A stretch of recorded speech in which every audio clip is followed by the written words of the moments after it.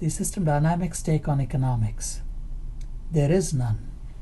System dynamics is a neutral methodology that can be used to model any concept, including the neoclassical models of economic behavior.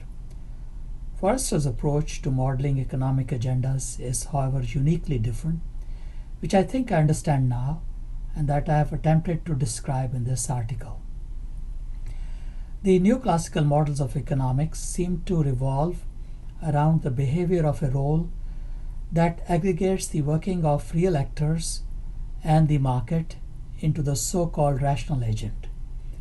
The policy recommendations arising out of the analysis using these models often advocate fixing the markets rather than identifying operational instruments for the real people working in the market. Such recommendations might as well be addressed to God, as real people may not have the ability to implement them. Forrester, on the other hand, deals with economic agendas using models that mimic the actions of down-to-earth managers rather than rational agents.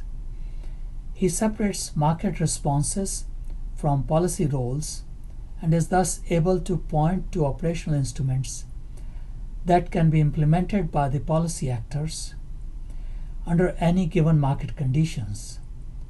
His approach seems to initiate the much needed change in economics that its many eminent scholars like Frederick Hayek, Vernon Smith, and Herbert Simon have wished for.